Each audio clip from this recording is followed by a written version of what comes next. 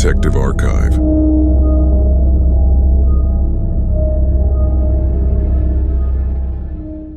Elizabeth Ann Smart was kidnapped on June 4, 2002, in Federal Heights, a neighborhood of Salt Lake City, Utah, United States. Brian David Mitchell was identified as the main culprit. Mitchell and his wife, Wanda Barza, held Smart captive on the outskirts of Salt Lake City and then in San Diego County, California. She was held by her captors for approximately 9 months before being discovered in Sandy, Utah, approximately 18 miles from her home. Mitchell kidnapped Smart from the victim's home at knife point. The victim's younger sister Mary Catherine was also in the house at the time of the abduction, pretending to be asleep. Mitchell, who called himself a religious preacher, kept Smart in a camp in the woods with Barza, where he repeatedly abused her. After the abduction, the criminals repeatedly appeared with their victim in public on various occasions. Smart was dressed exclusively in white, and no one could recognize her. Mitchell kidnapped Smart from the victim's home at knife point. The victim's younger sister Mary Catherine was also in the house at the time of the abduction, pretending to be asleep. Mitchell, who called himself a religious preacher, kept Smart in a camp in the woods with Barza, where he repeatedly abused her. After the abduction, the criminals repeatedly appeared with their victim in public on various occasions. Smart was dressed exclusively in white, and no one could recognize her. Brian David Mitchell was born on October 18, 1953, in Salt Lake City, Utah, to Mormon parents, the third of 6 children. His mother was a teacher, and his father was a social worker. For sex education, Mitchell's father showed his teenage son pictures of naked women from a medical magazine. To instill independence in his son, he drove Mitchell to unfamiliar parts of Salt Lake City and dropped him off to find his own way home. At 16, Mitchell exposed himself to a child, for which he was sent to juvenile detention. At 19, he married 16-year-old Karen Miner and fathered 2 children. After the divorce, Miner was awarded custody of both children, although Mitchell took the children to New Hampshire. He lived in New Hampshire for 2 years, where he joined the Hare Krishna community. Mitchell abused drugs and alcohol. Upon Brian's return to Salt Lake City, with the help of his brother, he managed to quit drinking. In Salt Lake City, Mitchell had 2 more children with his second wife, Debbie, who had 3 children from a previous marriage. Debbie claimed that her husband was abusive, and they divorced in 1984. After the divorce, Debbie claimed that Mitchell raped their 3-year-old son. The claim could not be medically verified, but Mitchell's subsequent visits with the children were to be supervised by the Department of Child and Family Services. One of Debbie's daughters from a previous marriage later claimed that Mitchell had sexually abused her for 4 years. After divorcing Debbie, Mitchell married Wanda Barza that same day. She was 40 years old at the time and had 6 children from previous marriages. Barza had a difficult relationship with her children. One of her daughters later called her a monster. She also claimed that Wanda once fed her a pet rabbit for dinner when she was little. Together, Mitchell and Barza were active in the church. Eventually, Mitchell began calling himself Emmanuel, claiming to be a prophet of God and having prophetic visions. For this, he was excommunicated from the church. Barza adopted the name Hephzibah, and the couple panhandled and preached in downtown Salt Lake City. Mitchell dressed in white robes and tunics and grew a beard. On the night of June 5, 2002, Mitchell broke into the home of Edward and Lois Smart in the Federal Heights neighborhood of Salt Lake City, where the couple lived with their 6 children. He abducted 14-year-old Elizabeth from the bedroom she shared with her 9-year-old sister, Mary Catherine. The sister woke up but pretended to be asleep and later told investigators a number of facts. According to an eyewitness, the kidnapper was a white man about the same height as her brother Charles, 172 centimeters, about 30 to 40 years old, wearing light-colored clothes and a golf hat. In fact, he was wearing black, did not have a golf hat, and was 48 years old. He had dark hair, as well as hairy arms and the backs of his hands. This man threatened Elizabeth with a knife. Mary Catherine thought it was a gun. When Elizabeth screamed, hitting her foot on a chair, Mitchell said something like, "You better keep quiet, and I won't hurt you." Mary Catherine heard Elizabeth ask, "Why are you doing this?" Mary Catherine did not hear the answer clearly, but assumed he said the word ransom. Mitchell spoke quietly, even politely, behaved calmly, and was nicely dressed. Although Mitchell spoke quietly to Elizabeth, Mary Catherine thought his voice was familiar, but she could not place it. She never saw Mitchell's face. This fact was kept secret during the investigation.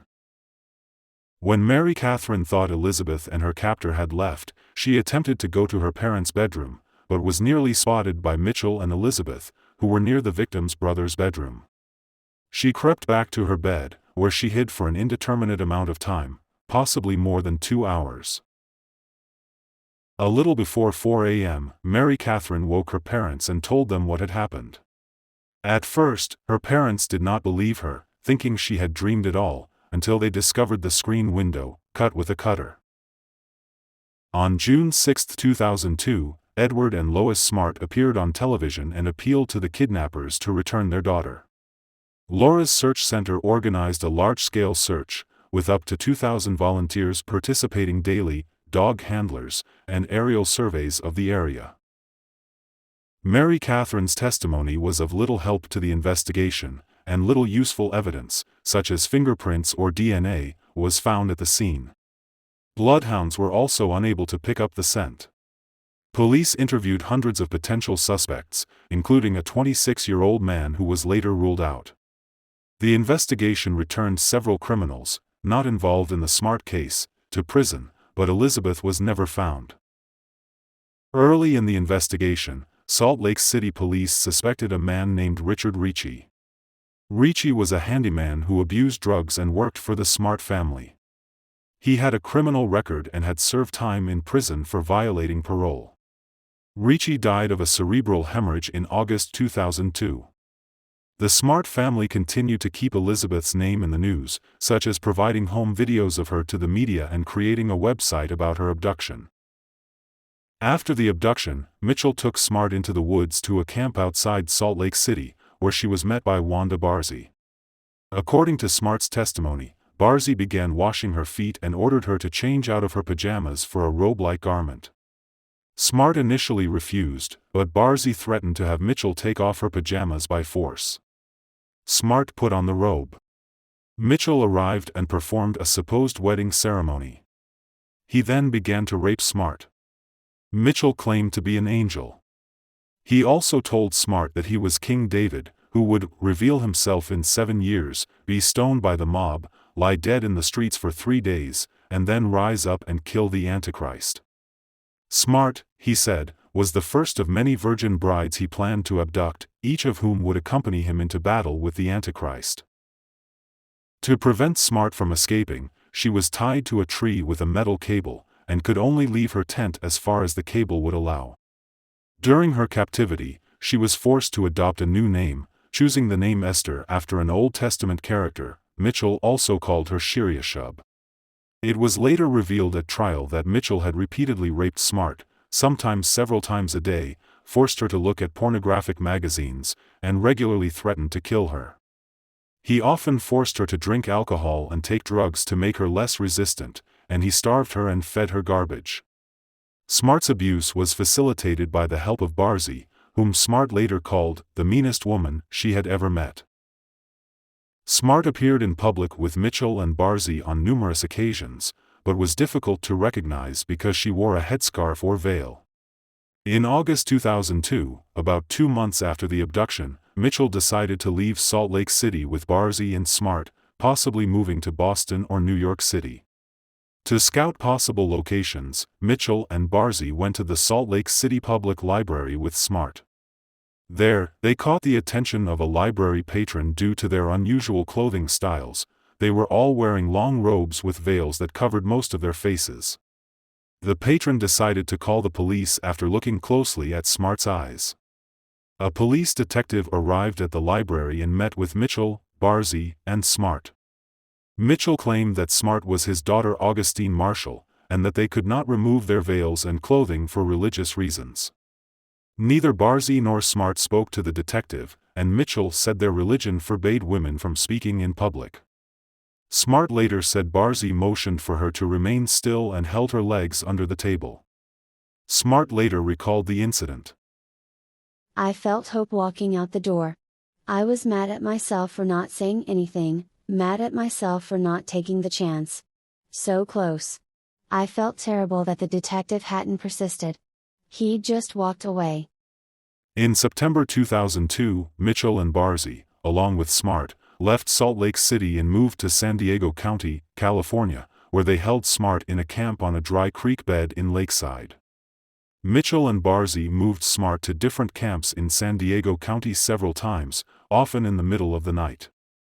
On February 12, 2003, police arrested Mitchell in El Cajon for trespassing in a church, and he spent several days in custody.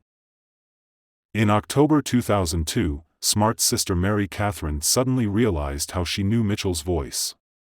He was posing as an unemployed man named Emmanuel, whom the family had hired for the day to work on the roof and rake leaves. The police were skeptical of this claim because Emmanuel had not worked for the family long. A long time had passed since the abduction, and Mary Catherine had only heard the abductor's voice for a short time. However, the family had a sketch artist draw Emmanuel's face based on their descriptions, and in February the drawing was published in the media, as well as shown on Larry King Live and America's Most Wanted. The drawing was seen by Mitchell's relatives, who provided the police with his photographs. On March 12, 2003, two separate couples who had seen Mitchell's photos on the news reported seeing him with a woman and a girl in Sandy, Utah. The woman was identified as Wanda Barza and the girl as Elizabeth Smart, who was wearing a gray wig, sunglasses, and a veil. Both couples reported the incident to the Sandy Police Department, who immediately dispatched officers. The officers recognized Smart during questioning, seized her, and arrested Mitchell and Barza. Trial. Sanity assessment. The court requested that experts assess Mitchell's sanity, motivated by his claims that he was a religious prophet. While awaiting the assessment, Mitchell was confined to a Utah hospital. The defense hired psychologist Dr. Stephen Golding. He distinguished between fervent faith and mania, and concluded that Mitchell's beliefs went beyond fanaticism and were, in fact, maniacal. Golding believed that Mitchell was insane and could not stand trial. However, in 2004, the court disagreed with Golding's opinion and found Mitchell sane. Subsequently, plea negotiations began between the defense and the prosecution. The defendant was willing to plead guilty to kidnapping and burglary, and as a result, face a prison sentence of 10 to 15 years. The defense agreed that Smart would not testify. The prosecutor refused to drop the sexual assault charges against Mitchell, and no agreement was reached. In February 2006, a bill was introduced in the Utah legislature that would allow prosecutors to involuntarily treat defendants to restore their sanity. Wanda Barza's involuntary treatment was also requested based on the U.S. Supreme Court's decision in Sell v. United States, 2003. This precedent allowed involuntary treatment, and the state has a compelling interest in restoring a person's competency, and the treatment will not harm the person or prevent him or her from defending himself or herself. In June 2006, a Utah judge approved Barza's involuntary treatment so that she could stand trial. On October 10, 2008, the case was eventually transferred to the federal court. The issue of sanity proved to be a key one, and the court heard arguments on Mitchell's sanity at several hearings, October 1 and November 30 to December 11, 2009. During the October hearing, Mitchell began singing religious hymns. During one of these hearings, Smart described Mitchell as intelligent, eloquent, evil, immoral, manipulative, mean, cunning, selfish, greedy, not spiritual, not religious, not close to God. The hearing included expert testimony from Drs. Noel Gardner, Michael Wellner, and Richard Demier. Dr. Gardner stated that he believed Mitchell was fully aware of his actions and was attempting to deceive the court. Dr. Wellner, another expert in the case, reviewed 210 sources and 57 separate interviews with Mitchell, his wife, Wanda Barza, his family, and Elizabeth Smart. The court admitted Dr. Wellner's 206-page report. Wellner believed Mitchell was fit to stand trial and diagnosed him with non-exclusive pedophilia, antisocial personality disorder, narcissistic personality disorder, alcoholism, and malingering. Wellner believed Mitchell was highly manipulative and used his religious expressions as a way to convince people to overlook his high social functioning and to believe he was insane. Defense experts, including Dr. Demuth, a clinical psychologist, did not dispute these diagnoses. They argued that Mitchell had momentary persistent delusional disorder and that Mitchell was insane at the time of the crime, and that this greatly impaired his judgment. On March 1, 2010, Mitchell was found liable to criminal charges. Wanda Barza eventually pleaded guilty and was sentenced to 15 years in federal and state prison. Delays in Mitchell's sanity assessment meant it took nearly 8 years for him to finally stand trial. Mitchell's trial began on November 8, 2010. The defense acknowledged that Mitchell was indeed responsible for the crimes, but argued that he was insane at the time of the crimes and should therefore be found not guilty by reason of insanity. Mitchell's insanity defense was rejected on December 11, 2010, when a jury found him guilty of kidnapping and transporting a minor across state lines with the intent to engage in sexual activity. U.S. District Judge Dale Kimball sentenced Mitchell to life in prison without the possibility of parole. Mitchell is currently serving his sentence at the maximum security federal prison in Terre Haute, Indiana. In 2016, Barza was released from federal prison. She was transferred from a prison in Fort Worth, Texas, to the Utah State Prison in Draper. There, she began serving her state sentence. She was released on September 19, 2018, against Smart's protest. She was placed on 5 years of probation. She is registered with the state of Utah as a sex offender. On December 31, 2018, 3 months after her release, media reported that Barza was living near a Salt Lake City elementary school. There are no restrictions on how close she can live to a school in Utah, but state law prohibits her from being on school grounds. In October 2003, Elizabeth Smart and her parents were interviewed for the NBC News special Dateline. Smart was interviewed by Katie Couric of The Today Show, marking Elizabeth's first media interview. Couric asked Elizabeth's parents about their experiences when Elizabeth went missing, including the Smarts' personal opinions about Elizabeth's abductors. Couric then asked Elizabeth about school and her life since her abduction. The Smart family published a book, Bringing Elizabeth Home. Elizabeth's uncle Tom Smart co-authored a book, In Plain Sight, The Startling Truth Behind the Elizabeth Smart Investigation, with Deseret News journalist Lee Benson. They criticized the Salt Lake City Police Department's investigation and also noted the positive influence of the media that hastened Elizabeth's release. In 2017, to mark the 15th anniversary of the kidnapping, Lifetime aired the television movie I Am Elizabeth Smart, directed and produced by Smart herself. The film tells the story of her kidnapping from her perspective. The film stars Alana Bowden as Elizabeth Smart, with Skeet Ulrich and Deirdre Lovejoy as the kidnappers. A 2-hour television movie, Elizabeth Smart, an autobiography, also aired in 2017. Elizabeth is now 37 years old. She is married and has 2 adorable children. This was a story that shook all of America. Thank you all for watching. See you next time.